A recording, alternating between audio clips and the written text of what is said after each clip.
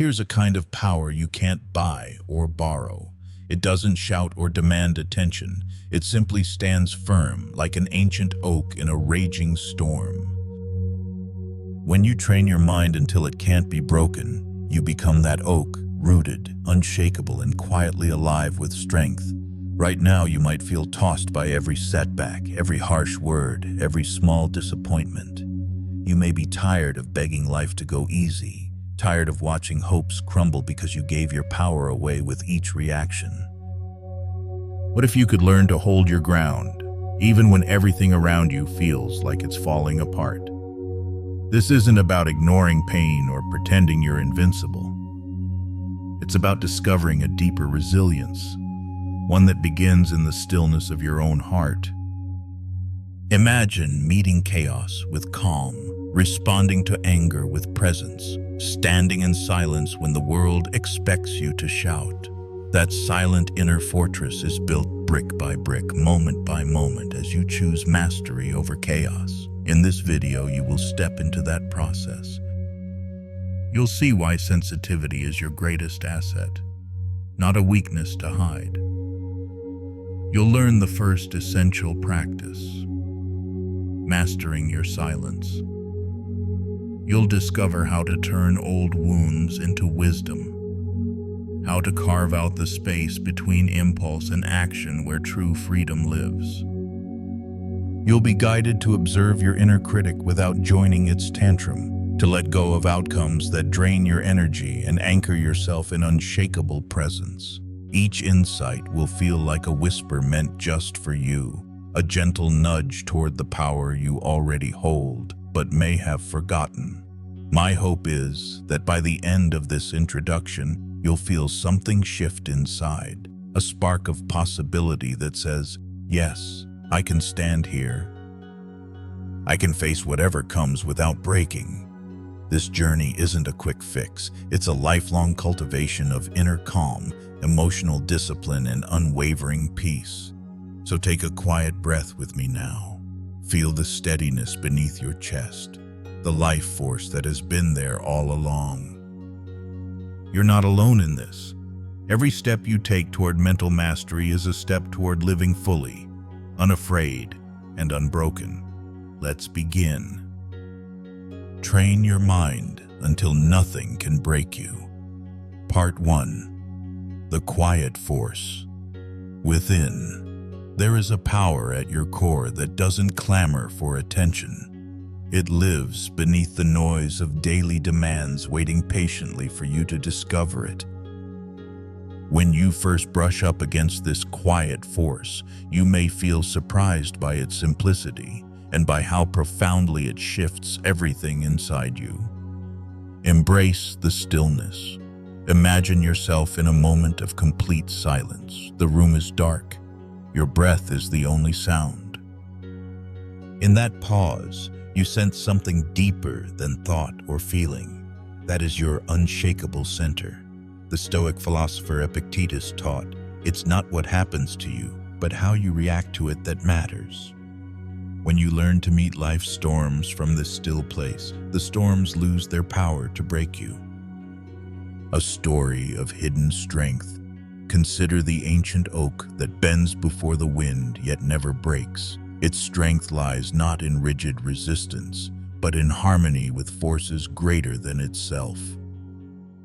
A village story tells of two trees planted side by side. One slender sapling, one sturdy oak. When a violent storm struck, the young tree snapped in two, while the oak swayed, its roots deep and unyielding. Like that oak, your resilience grows beneath the surface, beyond what the eye can see.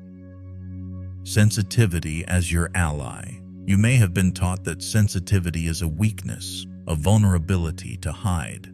Yet Marcus Aurelius reminded us, the impediment to action advances action.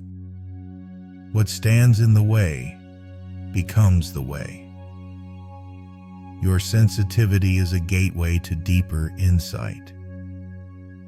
Each twinge of hurt, each pang of disappointment, is a signal pointing toward an invitation, the chance to root yourself ever more firmly in inner calm.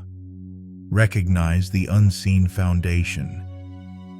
Ask yourself, what if every challenge you faced has been laying bricks for your inner fortress, even when you didn't know it? Those late-night worries, the stinging criticism, the moments you felt small, they all contributed to the quiet force within you. Every time you endured pain without surrendering your core, you widened the gap between stimulus and reaction, crafting the space where true power grows. Cultivating your inner reservoir. Begin by honoring small victories of restraint. The next time you catch yourself about to snap back at someone's harsh words, pause and breathe. A single breath can reconnect you to that silent strength. Over time, these moments compound, forming an inner reservoir you can draw from when life gets heavy. Philosopher's reflection. Seneca wrote, "We suffer more often in imagination than in reality." That silent place inside you is not merely an absence of external noise, it's a refuge from the stories your mind invents. When you return over and over to this stillness, you weaken the grip of anxious thoughts and imagined fears. You discover that most of the chaos you dread exists only inside your head. An invitation to explore. Take a moment now, find a seat, close your eyes, and notice the rise and fall of your chest. You might feel impatience at first, or a subtle urge to look away. Acknowledge those urges kindly, then gently guide your attention back to your breath. This simple practice isn't about escaping reality. It's about meeting reality from a place of inner authority.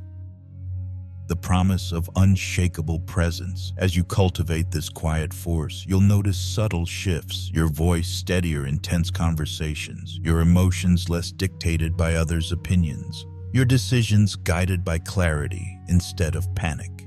You begin to move through the world like still water, calm on the surface, carrying a depth that shapes everything it touches.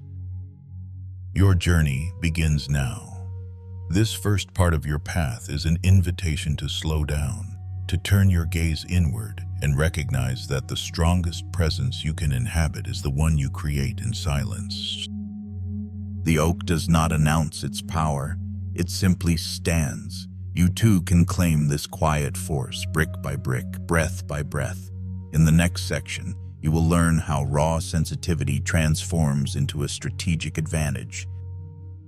But right now, rest in this moment of stillness. Feel the beginning of a transformation that doesn't demand more effort, it only asks your attention. Soon you will stand unshaken, ready for whatever comes, because you have cultivated the quiet force within. Part 2. Recognize your raw sensitivity. Your sensitivity isn't a flaw to conceal, but a compass pointing you toward deeper strength. When you feel the sting of criticism or the ache of disappointment, pause and honor that sensation. It signals where your mind is anchored and where you have the greatest opportunity to build resilience. Understand sensitivity as information. Imagine your emotions as messengers, each carrying a note about what matters to you. Epictetus reminded us, know first who you are, and then adorn yourself accordingly. When you lean into your feelings instead of pushing them away, you learn who you truly are beneath the noise. Each pang of hurt is an invitation to examine your beliefs and values. Consider a moment when someone's offhand remark cut deeper than you expected. You might have rushed to defend yourself or retreated into silence. Instead, what if you had asked, "Why did that word hit me so hard?" You would discover an unmet expectation, an echo of past doubts. That awareness becomes the raw material for transformation. Because once you see the hidden wound, you can choose how to respond. A story of buried power.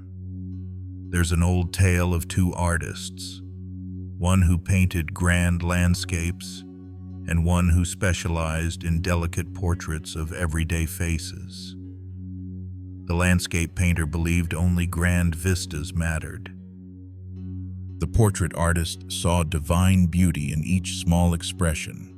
When villagers admired their work, they flocked to the portraits. They recognized themselves in the gentle strokes. Your sensitivity is like that portrait brush, capturing subtleties others overlook. When you honor it, you reveal truths that demand attention. Reframe sensitivity as your greatest asset. Marcus Aurelius taught, "The impediment to action advances action. What stands in the way becomes the way." Your sensitivity feels like an impediment when you react instinctively. But when you pause and listen, it guides you toward clarity. Every time you feel wounded, you have a chance to step back, observe the feeling, and decide whether to let it dictate your actions or to master it. Reflect on your own life. Think of a time when a small insult derailed your focus or when a tiny setback drained your confidence. Now imagine treating that moment as an ally instead of an enemy. You could say, "This pain is showing me where I can grow." That shift in perspective turns sensitivity into a tool for self-mastery rather than a trap.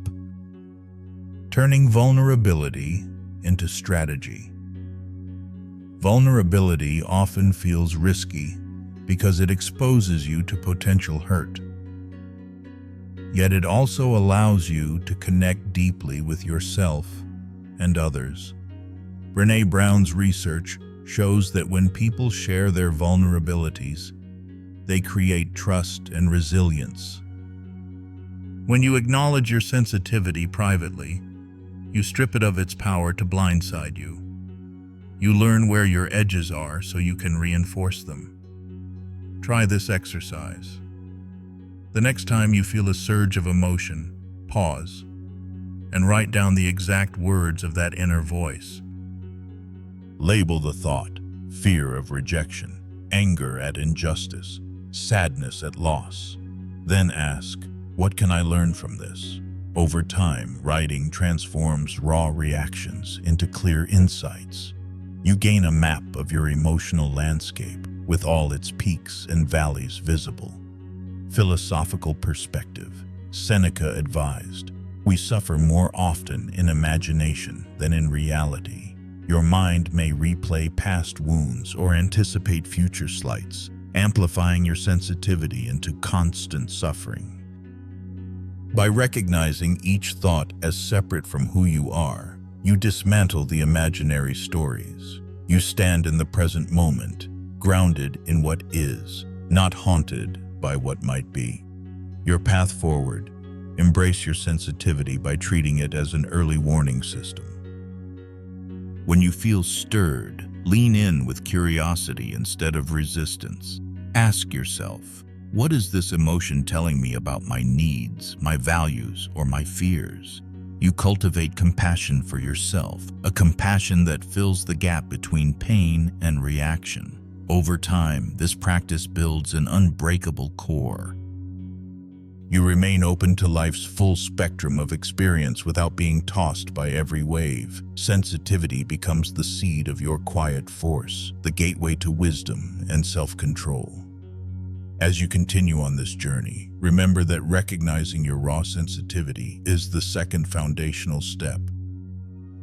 It prepares you to transform every challenge into growth. In the next section, you'll learn to take that raw insight and shape it into lasting silence and control. For now, sit with what you've discovered and honor the power that comes from feeling deeply. Part 3. The First Brick. Mastering Silence. Silence is not weakness. It is the first solid brick in the fortress of your mind. When you learn to master silence, you reclaim your energy from the chaos of reaction and place it firmly under your control. The discipline of choosing quiet. Imagine a moment when someone's words sting like arrows. Instinct pushes you to fire back, to defend your ground. yet every retort hands your power to another. The Stoic Epictetus reminded us, nature gave us one tongue and two ears, that we might hear from others twice as much as we speak.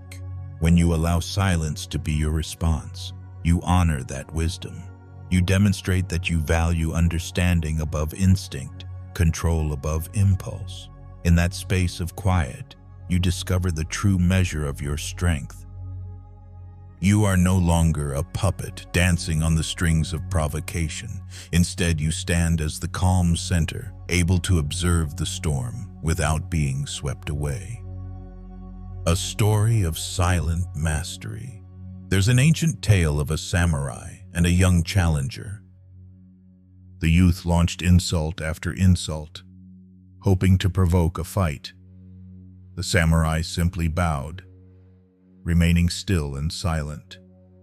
Frustrated, the challenger drew his sword, only to find himself disarmed by a single gentle motion from the samurai's sheath. The real lesson was never in the blade, but in the samurai's refusal to react hastily. His silence spoke volumes, projecting a confidence no shouting could match. Why silence undercuts manipulation. When you refuse to respond immediately, you deny others the satisfaction of seeing you ruffle. Insults lose their edge and tactics aimed at unsettling you crumble. As Seneca observed, silence is the sleep that nourishes wisdom. In the quiet, your mind digests experience, distilling reaction into reflection. You transform chaos into clarity. Every time you choose not to speak, you build a habit of restraint. This habit becomes your default response to conflict, a calm pause that protects your inner calm. You no longer hand over your energy to every negative impulse or external demand. Instead, you mine the quiet for insight, practicing the silent pause. Start with small tests. In your next meeting or conversation, when tension rises, take a breath before you reply. Even a 2-second pause can realign you. Notice how your chest softens, how your thoughts settle. You might feel an urge to rush in, but you can name that urge. There's my reaction. Acknowledge it, then return to silence. Over days and weeks, this practice rewires your instinctive responses. Philosophers' reflection. Marcus Aurelius wrote, "To understand the true quality of people, you must look into their minds and examine their pursuits and aversions. Silence grants you access to that examination. When you withhold speech, you create a mirror for both yourself and others." In the quiet, you can observe motivations, spot hidden agendas, and understand your own triggers. Silence as presence. Silence is not merely absence of sound, it is presence of awareness. In that presence, you listen more deeply to subtle shifts in tone, to unspoken intentions, to the truth behind words. You demonstrate respect for the speaker by granting them your full attention, and you honor yourself by preserving your inner space. A practical exercise. Tonight, choose a quiet moment before bed. Write down 3 situations from your day where you felt provoked. For each, describe the immediate impulse to speak or react. Then write how you could have moved through that moment in silence.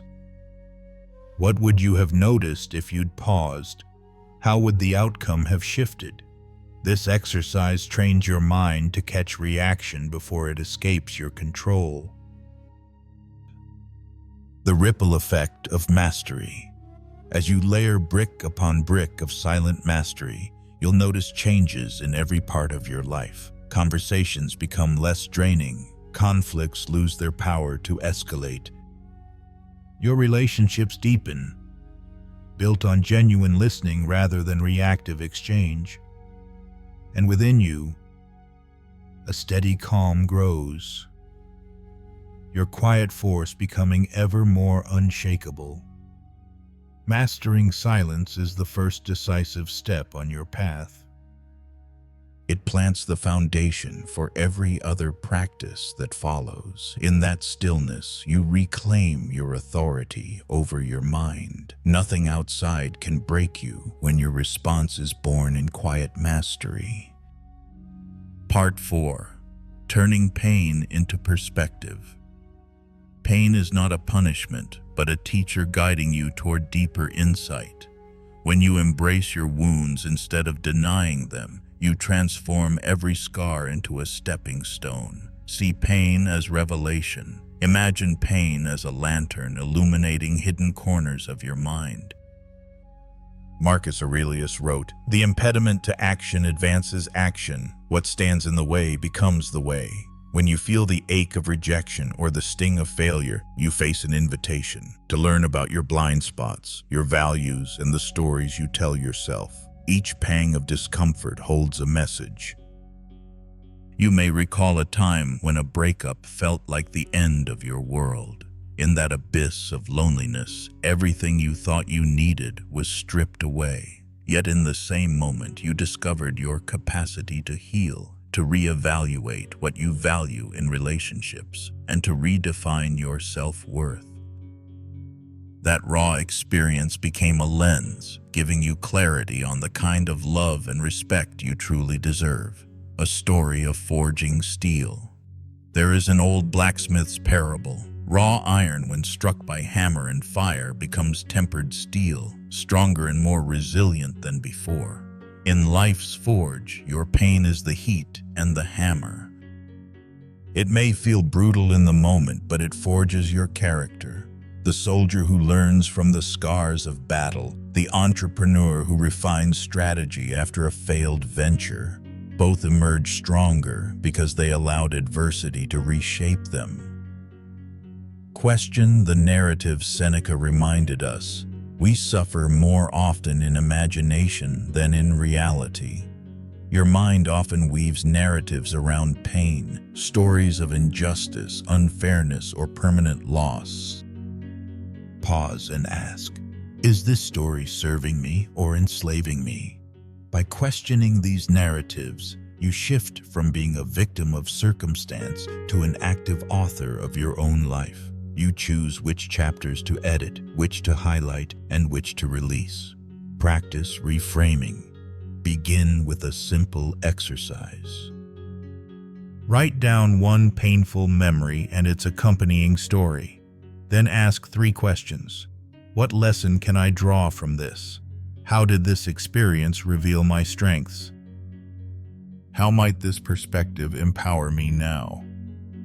By re-examining the event, you extract purpose from pain.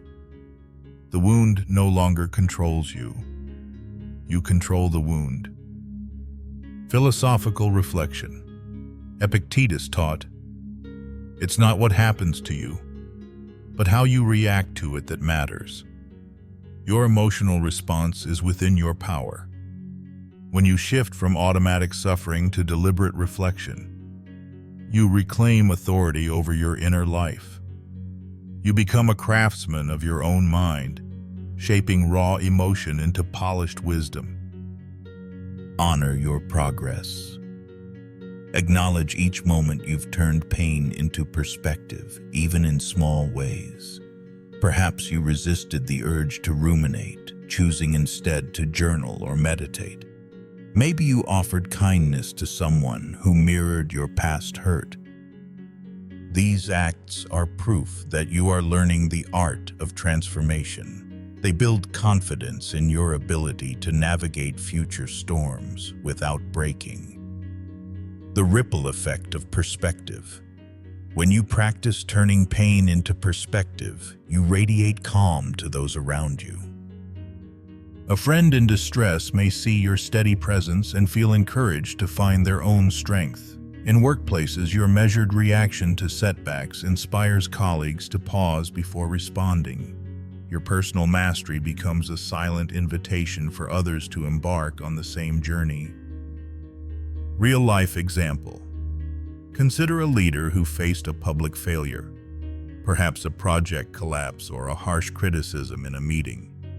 Instead of lashing out or hiding, they took responsibility, analyzed what went wrong, and shared the lessons learned. Their vulnerability became credibility. Their team saw that setbacks were not endpoints, but learning curves. Through that perspective shift, the entire organization grew more resilient. Your path forward. As you continue, remember that turning pain into perspective is not a one-time event, but a daily practice. Each morning you can journal about any twinge of discomfort you carry and ask, what is this teaching me today? Each evening, reflect on moments when you held your ground instead of being swept away.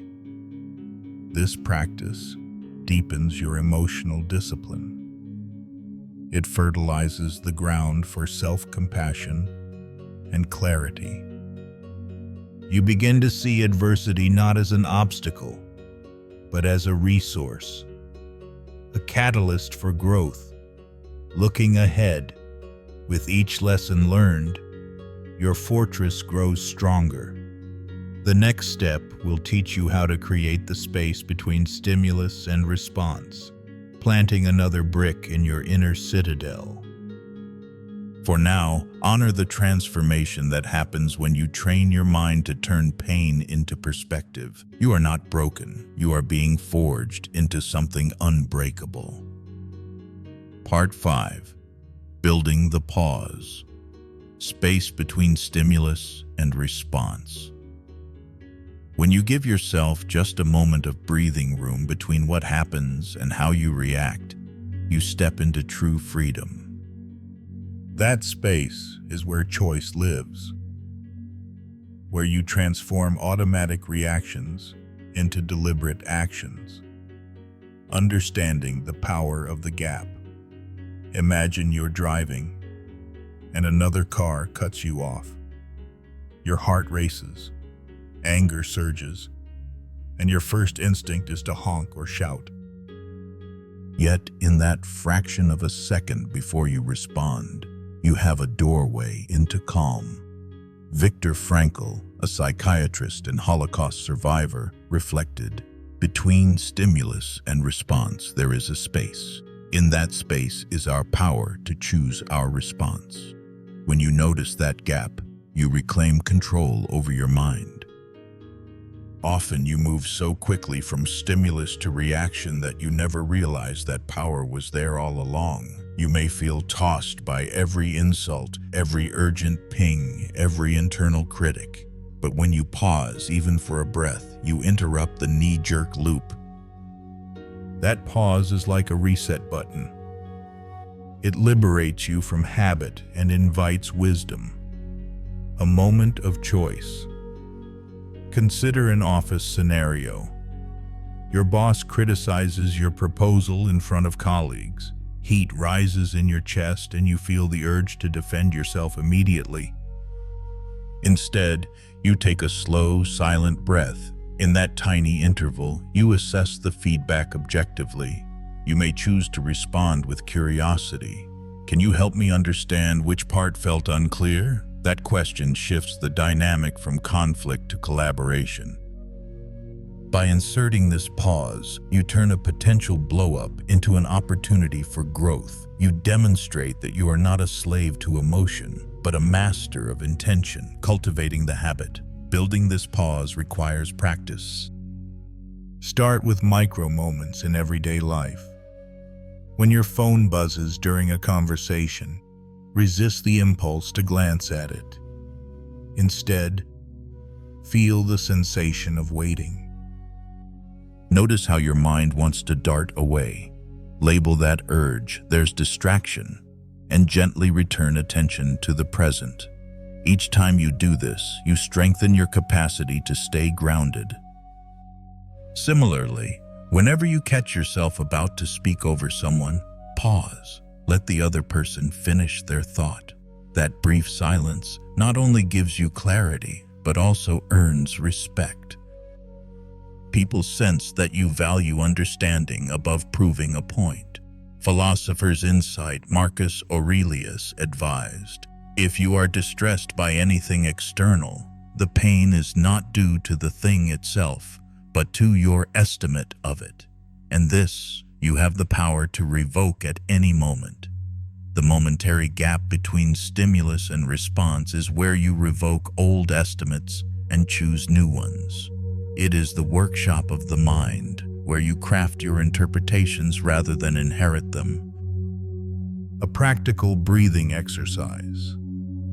Set aside 2 minutes each morning for a simple exercise. Sit quietly and place one hand on your chest. Breathe in for 4 counts. Hold for 2. Exhale for 6. As you breathe, imagine a space opening up, a buffer between what you perceive and how you respond. If your mind wanders, gently guide it back to the count. Over time, this practice forms a subconscious habit. When real-life stress arrives, your mind automatically seeks that space. Stories of transformation. A busy executive once described how this pause changed everything. In high-pressure meetings, she used to snap at colleagues when ideas clashed. After learning to pause, she discovered that her anger masked fear of being judged as incompetent. By placing that fear in the gap and choosing to speak with calm, she earned trust and sparked more creative dialogue. Her relationships and her results improved dramatically, all because she learned to build a pause, turning pause into presence. The pause is more than a delay. It is the heartbeat of presence. In that stillness, you connect with your deeper intentions, your values, your vision, your true self. You learn to respond from purpose instead of reaction. When you face life's inevitable challenges, a tense conversation, a sudden disappointment, a wave of self-doubt, you carry that pause as a silent anchor. Your journey continues. As you practice building the space between stimulus and response, you will notice subtle but profound shifts. Your relationships will feel more genuine. Your mind will feel less chaotic. You'll begin to see that nothing outside you has the power to force you into a reaction.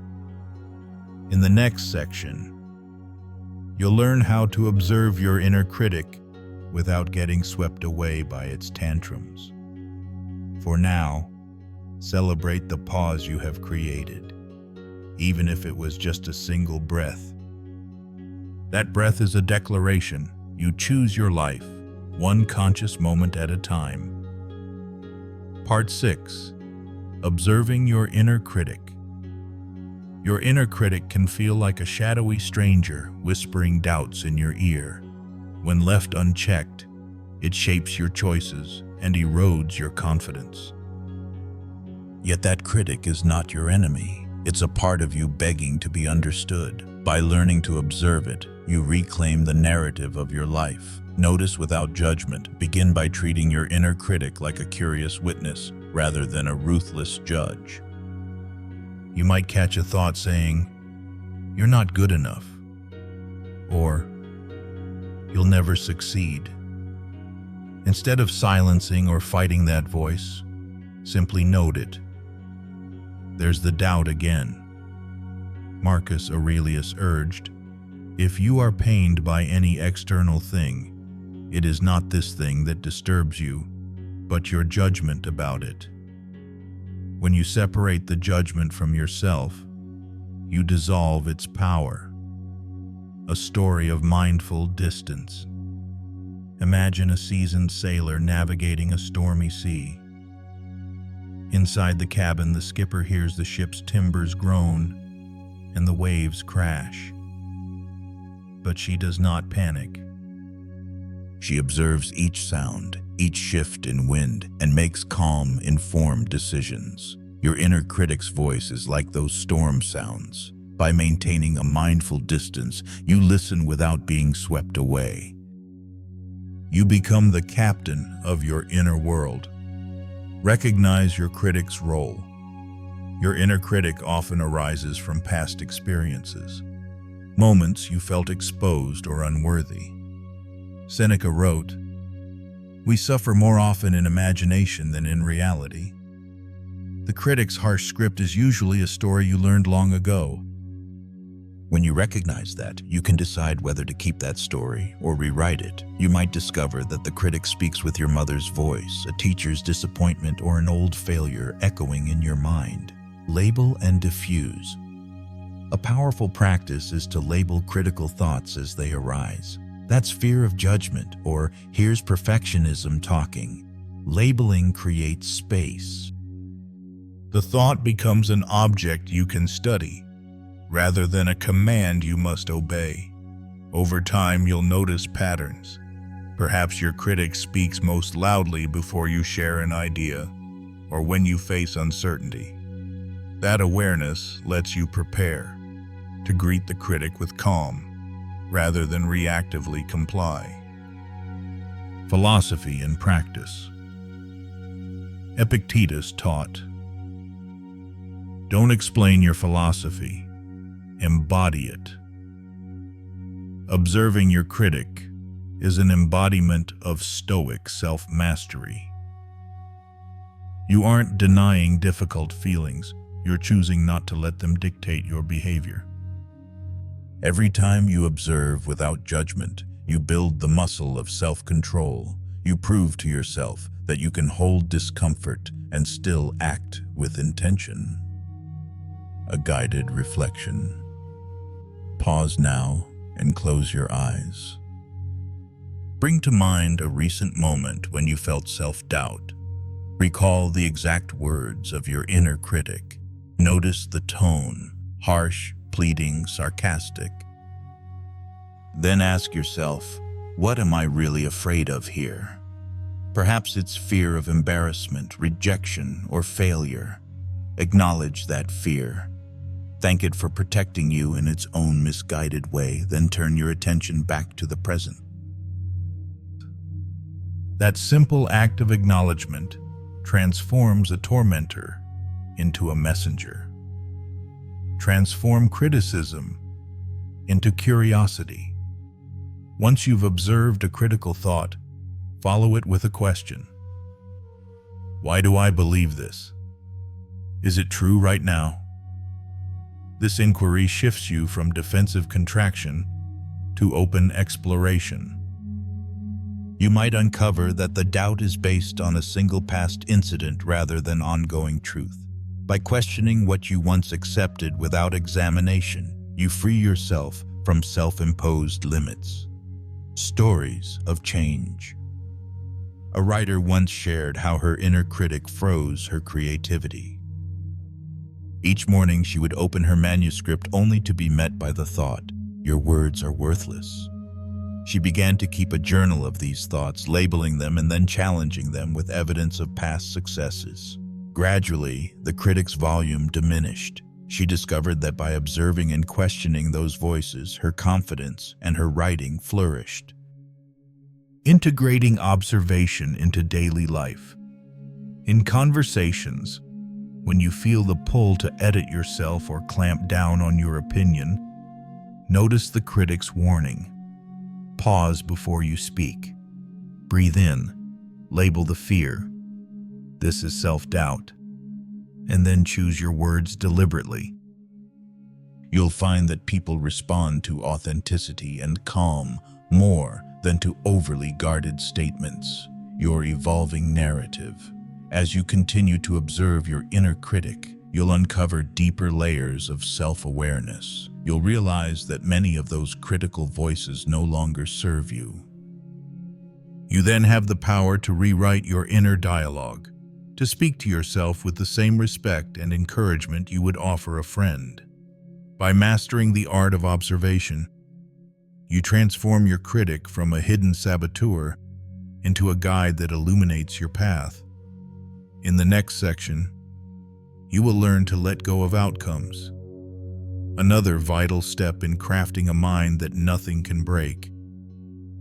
For now, honor the courage it takes to sit with your doubts and witness them with compassion. Part 7. Letting go of outcomes. When you release the need to control every result, you step into a realm of true liberation. Outcomes will always dance beyond your grasp, but your response to them lies firmly within your power. Recognize what you truly control. Marcus Aurelius reminded himself, "You have power over your mind, not outside events. Realize this, and you will find strength." Imagine every expectation as a stone in a backpack. The more you carry, the heavier your journey becomes. By loosening your grip on outcomes, you lighten your load and move with greater ease and clarity. The illusion of certainty. You might believe that if only things turned out right, you would feel secure. Perhaps you've pinned your happiness on landing the perfect job, winning approval from someone you admire, or securing a promised opportunity. Yet life rarely follows a script. When reality diverges from your plan, anxiety surges and you feel unmoored. The Stoic Epictetus counseled, "Make the best use of what is in your power and take the rest as it happens." By distinguishing effort from result, you anchor your well-being in what you can shape, your intentions, rather than in unpredictable circumstances. A friend once shared how devastated she felt after a promotion slipped away. She had visualized the new role for weeks and invested her identity in success. When the decision went to someone else, she spiraled into self-doubt. Only when she paused and asked, "What did I learn from this process?" did she see her real gains, resilience, improved skills, and new mentors who offered genuine support. She discovered that by letting go of the outcome, she opened space for growth she never anticipated. Practice detachment without indifference. Detachment does not mean you stop caring. It means you care fully about your effort, but you remain indifferent to results. Viktor Frankl described this stance. "Everything can be taken from a man, but one thing, the last of the human freedoms, to choose one's attitude in any given set of circumstances." When you channel energy into purposeful action, you honor your own integrity. When outcomes diverge, you meet them with acceptance rather than resistance. Try this exercise. Before any important endeavor, an email, a presentation, a personal conversation, pause and set an intention focused on process rather than result. Tell yourself, "I will speak with clarity," or "I will listen with empathy," without adding, "so they must approve." Notice how this shift changes your experience. You feel more present and less driven by fear. A story of resilient leadership. A CEO faced a devastating product failure that threatened his entire company. In the aftermath, he refused to fixate on blame or idealized recovery timelines. Instead, he convened his team and said, "We will learn everything this experience has to teach us. Then we will adapt." By relinquishing the demand for a swift, perfect comeback, he fostered a culture of experimentation. The team iterated and refined, and within months launched a more innovative solution than anyone had originally imagined. This example underscores that when leaders let go of rigid outcomes, they invite creativity and collective ownership. They demonstrate that setbacks are not final verdicts, but chapters in an ongoing narrative of improvement. Philosophical reflection. Seneca observed, "No man is crushed by misfortune unless he has first been deceived by prosperity." Relying on favorable outcomes makes you vulnerable to despair when things change. True resilience arises when your sense of self-worth is independent of external validation. You learn to stand firm, rooted in your values, regardless of success or failure, integrating detachment into daily life. In everyday moments, recognize where you cling to specific outcomes. Maybe you need someone to respond quickly, a meeting to go perfectly, or a social media post to receive acclaim. When you notice the craving, pause and reframe. I will do my best here, and let what will be, be. Breathe deeply. Imagine unburdening the expectation and release it. You'll feel your posture soften, your mind clear, and your heart settle. The ripple effect of letting go. As you cultivate detachment, you'll discover a profound peace that does not depend on life's circumstances. Your actions become more authentic, born of genuine purpose rather than fear. Others sense your calm resolve and are drawn to your steadiness. Your relationships deepen, workplace collaborations thrive, and your own creativity flourishes unimpeded by the weight of rigid hopes. Your journey through training the mind continues. By letting go of outcomes, you gather strength for the next stage, crafting unshakable presence in every moment. For now, honor the courage it takes to release what you cannot control and trust in the power you hold to choose your attitude, come what may. Part 8. The Power of Non-Reaction. Your refusal to react becomes one of your greatest strengths. In the stillness that follows intentional silence, you demonstrate mastery over yourself and unsettle anyone who seeks to provoke you. Understanding non-reaction as strength. When you choose not to respond, you conserve your energy and protect your peace. Marcus Aurelius observed, "He who angers you conquers you." By not giving in to the urge to argue or defend, you deny external forces the power to shake your composure. Each moment you resist reacting is a brick laid in the wall of your inner fortress. A real-life demonstration. Imagine a work meeting where a colleague openly criticizes your proposal. You feel the first flicker of anger rise in your chest. In that instant, you have two options: react and escalate the tension, or remain silent and let your calm speak louder than words. You choose silence. Later, when your colleague sees how composed you remain, they start to question their own assumptions. Your non-reaction becomes a subtle form of persuasion, more potent than any defense you could have offered. Why silence disarms manipulation. When someone tries to bait you, they crave a reaction. They want to see you lose your balance.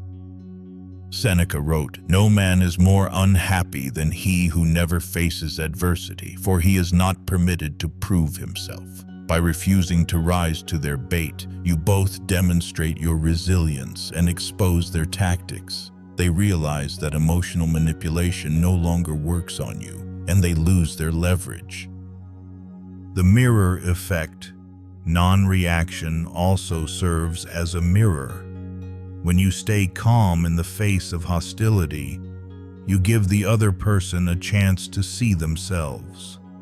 Often, they soften or apologize when their aggression meets unyielding stillness.